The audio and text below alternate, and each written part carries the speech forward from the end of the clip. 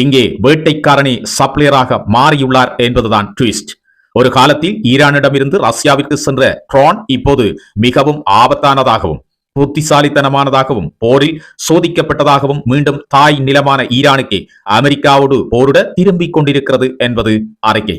சாகெட் drone நவீன போரின் மிக முக்கியமான ஆயுதங்களில் ஒன்றாக மாறியிருக்கிறது. எளிய வார்த்தைகளில் கூறுவதானால் இந்த மேம்படுத்தப்பட்ட ட்ரோன்கள் மிகவும் துல்லியமானவை. அமெரிக்க விமானங்களை போர்க்களத்தில் மறைத்து வைக்கப்பட்ட ஈரானிய ஏவுகணை அணிகள் வேட்டையாட காத்து கிடக்கும். வணக்கம், நான் உங்கள் RM ராம். காணொலியை ஸ்கிப் பண்ணாமல் காணொலியை கடைசி வரைக்கும் பாருங்க. இந்த காணொலியை மிக முக்கியமான பரபரப்பு செய்திகள் உங்களுக்காக காத்திருக்கிறது. சரி, காணொலிக்கு ஒரு லைக் போட்டு அப்படி உள்ள வாங்க. இந்த காணொலியில் இருக்கின்ற மிக முக்கியமான விஷயங்களை இன்னும் கிளீனா பார்க்கலாம். உக்ரைனில் நடந்து வரும் போருக்காக ஈரான் ரஷ்யாவிற்கு சாகெட் தாக்குதல் ட்ரோன்களை வழங்கி வருவதை உலகம் பல ஆண்டுகளாக கவனித்து வந்தது. ஆனால் இப்போது பல அறிக்கைகளின் படி அந்த நிலை மாறியிருக்கலாம் என்று சொல்லப்படுகிறது. உக்ரைனிய போர்க்களத்தில் பல வருட போர் அனுபவங்களுக்கு பிறகு மேம்படுத்தப்பட்ட அதே சாகெட் ட்ரோன்களின் மேம்பட்ட புதிய பதிப்புகளை ரஷ்யா மீண்டும் ஈரானுக்கு அனுப்பி வருவதாக தகவல்கள் வெளிவந்திருக்கிறது. இங்கே வேட்டைக்காரனே சப்ளையராக மாறியுள்ளார் என்பதுதான் ட்விஸ்ட். ஒரு காலத்தில் ஈரானிடமிருந்து ரஷ்யாவிற்கு சென்ற ட்ரோன் இப்போது மிகவும் ஆபத்தானதாகவும் புத்திசாலித்தனமானதாகவும் போரில் சோதிக்கப்பட்டதாகவும் மீண்டும் தாய் நிலமான ஈரானுக்கே அமெரிக்காவோடு போரிட திரும்பிக் கொண்டிருக்கிறது என்பது அறிக்கை. இந்த அறிக்கைகள் உண்மையாக இருந்தால் இது வெறும் ஆயுத பரிமாற்றம் மட்டுமல்ல, ரஷ்யா மற்றும் ஈரான் இராணுவ கூட்டாளி கூட்டமைப்பு எவ்வளவு ஆழமாக வளர்ந்துள்ளது என்பதன் அறிகுறியாகும். சாகெட் ட்ரோன் நவீன போரின் மிக முக்கியமான ஆயுதங்களில் ஒன்றாக மாறியிருக்கிறது. இது ஒப்பீட்டளவில் மிக மலிவானது, நீண்ட தூரம் பறக்கக்கூடியது மற்றும் பெரிய எண்ணிக்கையில் தாக்குதல்களை நடத்தி வான் பாதுகாப்பு அமைப்புகளை திணறடிக்கும் வகையில் இப்பொழுது புதிதாக மாற்றி வடிவமைக்கப்பட்டிருக்கிறது. ரஷ்யா இந்த ட்ரோன்களை உக்ரைனில் பெருமளவில் பயன்படுத்தி வருகிறது. இதன் மூலம் எது வேலை செய்கிறது, எது வேலை செய்யவில்லை என்பது குறித்த உண்மையான போர் தரவுகளை ரஷ்ய ராணுவம் பெற்றிருக்கிறது. தற்போது மேற்கத்திய மற்றும் உக்ரைனிய மதிப்பீடுகள் சிறந்த வழிச்செலுத்தல் அமைப்புகள், வலுவான தொடர்பு இணைப்புகள் மற்றும் மின்னணு போருக்கு எதிராக அதிக எதிர்பார்ப்பு திறன் ஆகியவற்றுடன் மாஸ்கோ இந்த ட்ரோன்களை மேம்படுத்தியுள்ளதாக கூறுகின்றன.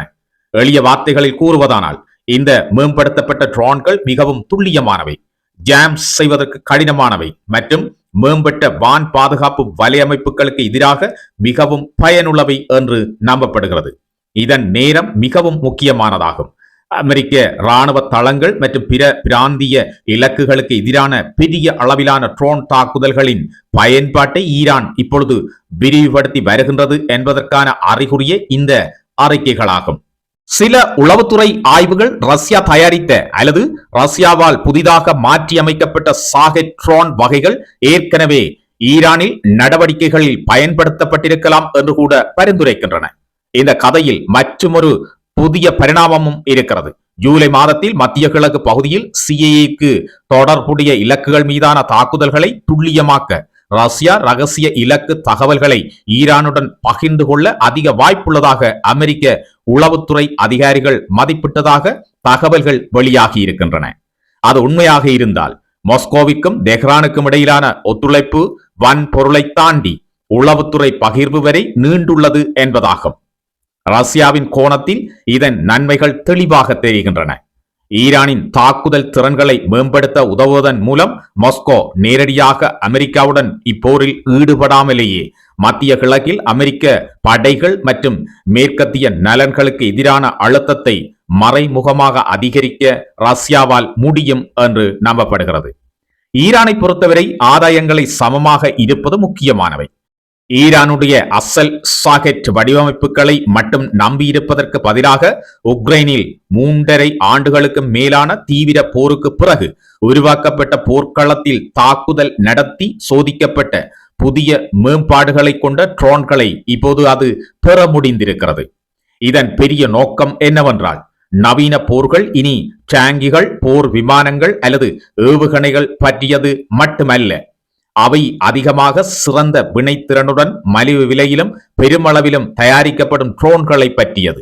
அவை இராணுவ தளங்கள், தளவாட மையங்கள் மற்றும் முக்கியமான உட்கட்டுமானங்களை தொடர்ந்து தாக்கி அளிக்க முடியும். அதே நேரத்தில் எதிரிகள் விலையுயர்ந்த இடைமறைப்பு ஏவுகணைகளை பயன்படுத்த வேண்டிய கட்டாயத்துக்குள் தள்ளப்படுகின்றனர். இந்த அறிக்கைகள் உண்மையானவை என நிரூபிக்கப்பட்டால் ரஷ்யா மற்றும் ஈரான் ட்ரோன் கூட்டாண்மையானது ஒரு புதிய கட்டத்தில் நுழைந்திருக்கிறது. இங்கு போர் அனுபவம், தொழில்நுட்பம் மற்றும் உளவுத்துறை போன்றவை பரிமாறப்படுகின்றன. இது உக்ரைனில் மட்டுமல்ல, மத்திய கிழக்கு முழுவதும் அதிகார சமநிலையை மாற்றக்கூடும் என்று கருத்துக்கள் சொல்லப்படுகின்றன. அமெரிக்க மற்றும் ஆஸ்திரேலிய விமானங்களுக்கு எதிரான போர்க்களத்திலிருந்து மேலே உள்ள வானத்தை ஒரு கொடூர ஆபத்தான பொறியாக ஈரான் தயார்படுத்திக் கொண்டிருக்கிறது. சீனாவிடம் இருந்து நூற்றுக்கணக்கான தோளில் சுமந்து செல்லும் ஏவுகணைகளை ஈரான் பெற்றிருப்பது போரின் ஒரு புதிய கட்டம் உருவாகக்கூடும் என்பதை காட்டுகிறது. மேம்பட்ட போர் விமானங்கள், ஹெலிகாப்டர்கள் மற்றும் ட்ரோன்கள் எங்கு வேண்டுமானாலும் மறைந்திருக்கும் ஆயுதங்களில் இருந்து வரும் குண்டுகளின் அச்சுறுத்தலை எதிர்கொள்ளும் நிலை உருவாகலாம். பல ஊடக அறிக்கைகளின் படி ஈரான் 60 மில்லியன் தொடக்கம் $70 மில்லியன் மதிப்புள்ள 300 முதல் 400 சீனாவினுடைய QW-12 மற்றும் FN-16 மனிதனால் சுமந்து செல்லப்படும் வான் பாதுகாப்பு அமைப்புகளுக்கான மேன்பேட்ஸ் ஒப்பந்தத்தில் கையெழுத்திட்டுள்ளது. இந்த ஆயுதங்களின் முதல் பகுதி ஏற்றுமதி சில வாரங்களுக்குள் எதிர்பார்க்கப்படுகிறது. இந்த ஒப்பந்தம் ஹாங்காங்கை தளமாக கொண்ட ஷாஷிங் பாசாங் இன்டர்நேஷனல் இன்வெஸ்ட்மெண்ட் மூலம் மத்தியஸ்தம் செய்யப்பட்டது. ஏவுகணைகள் உருமுகியிலிருந்து பாகிஸ்தான் வழியாக வான் வழியாகவோ அல்லது தரை வழியாகவோ ஈரானுக்கு நகர்த்தப்படலாம். அமெரிக்க மற்றும் ஆஸ்திரேலிய தாக்குதல்கள் ஈரானின் நிலையான வான் பாதுகாப்பு வலையமைப்பில் உள்ள பலவீனங்களை உணர்த்திய கடந்த சில மாதங்களுக்கு பிறகு குறுகிய தூர வான் பாதுகாப்பை மீண்டும் கட்டமைப்பதற்கு இந்த ஆயுதங்கள் ஈரானுக்கு உதவும். S-300 மற்றும் பேவர் 373 போன்ற பெரிய அமைப்புகளை போலன்றி மேன்பேட்ஸை சிறிய குழுக்கள் எடுத்துச் செல்லலாம், விரைவாக மறைத்தும் வைக்கலாம் மற்றும் சிறிய எச்சரிக்கையுடன் மீண்டும் பயன்படுத்தலாம். ரஷ்யாவிடமிருந்தும் ஈரான் ரஷ்யாவை ஒத்த போர் திறன்களை பின்தொடர்வதாக தெரிகிறது. டெஹ்ரான் டிசம்பர் 2025 500க்கும் மேற்பட்ட வெர்பா ஏவுதளம் மற்றும் 2500 ஏவுகணைகளுக்காக $591 மில்லியன் ஒப்பந்தத்தில் கையெழுத்திட்டதாக ஏசியா டைம்ஸ் செய்தி வெளியிட்டிருக்கிறது. 2029 வரை ஈரானுக்கான இதன் விநியோகங்கள் திட்டமிடப்பட்டிருக்கின்றன. சீனாவின் வெளியுறவு அமைச்சகம் இந்த அறிக்கைகள் அடிப்படை அற்றவை என்று தெரிவித்திருக்கிறது. அதே நேரத்தில் ஆயுதங்களை கொண்டு செல்வதில் எந்த பங்கும் இல்லை என்று பாகிஸ்தானும் மறுத்திருக்கிறது. எனினும் சீனாவுடனான மிகப்பெரிய பாதுகாப்பு ஒப்பந்தங்களில் ஈரான் கைச்சாத்திட்டிருக்கிறது குறிப்பிடத்தக்கது. இந்த அடிப்படையிலேயே சீனாவிலிருந்து ஈரானுக்கான இந்த ஆயுத ஏற்றுமதிகள் தொடர்ச்சியாக நடைபெற்று வருவதாக தகவல்கள் தெரிவிக்கின்றன. இத்தகைய ஆயுத பரிமாற்றம் சீன அதிபர் ஜி ஜின்பிங்கின் உறுதிமொழிகளுக்கு முரணாக இருக்கும் என்றும் அதிபர் டொனால்ட் ட்ரம்ப் அவர்கள் எச்சரிக்கை விடுத்திருக்கிறார். QW-12 டஸ்கன் துண்டு வெடிமருந்துகளை கொண்டுள்ளது மற்றும் அண்ணளவாக 0.5 முதல் 6 கிலோமீட்டர்களுக்கு இடையில் விமானங்களை தாக்குவதற்கும் பயன்படுத்த முடியும். அதே நேரத்தில் FN-16 குறைந்த பறக்கும் விமானங்கள், ஹெலிகாப்டர்கள் மற்றும் ட்ரோன்களுக்காக வடிவமைக்கப்பட்டுள்ளது. B-2, F-35 மற்றும் F-15 தாக்குதல்கள் ஈரானின் அதிக உயரத்தில் உள்ள பாதுகாப்புகளை சேதப்படுத்திய பிறகு அதிக ஆதரவு மற்றும் கண்காணிப்பு பணிகள் தரைக்கு நெருக்கமாக இயக்கப்படலாம் என்று ஆர்மி ரெக்கார்டிங்ஸின் அலைன்ஸ் சர்வே வாதிடுகின்றனர். அங்குதான் எம்ஃபேட்கள் ஆபத்தானதாக மாறுகின்றன. இன்ஃப்ராரெட் மற்றும் எலக்ட்ரோ ஆப்டிக்கல் அமைப்புகள் சிறிய ரேடர் எச்சரிக்கையை வழங்க முடியும் என்று விமான மற்றும் விண்வெளி படை இதழ் குறிப்பிட்டிருக்கிறது. இது ஆச்சரியமான தாக்குதல்களை செயல்படுத்துகிறது. அச்சுறுத்தல் ஏற்கனவே கண்ணுக்கு தெரிந்து விடுகிறது.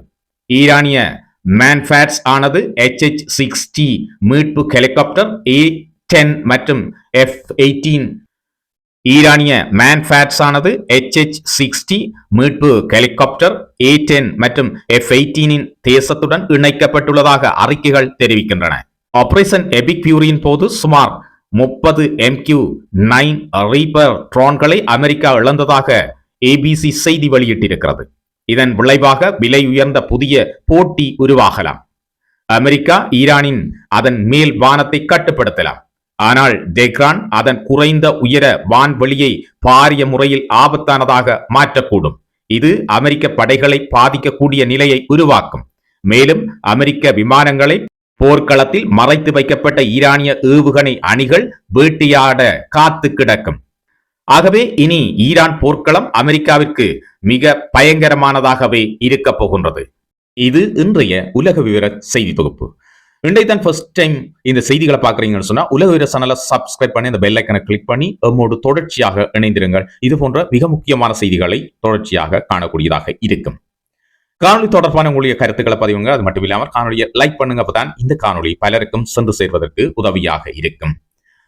தொடர்ந்தும் உலக விவர சேனலுக்கு ஆதரவளித்து வருகின்ற அனைத்து நல்லுள்ளங்களுக்கும் எனது மனமார்ந்த நன்றிகள். நாளை மாலை இதே நேரம் மீண்டும் ஒரு புதிய உலக விவர செய்தி தொகுப்போடு உங்கள் அனைவரையும் சந்திக்கிறேன். நான் உங்கள் RM ராம். வணக்கம்.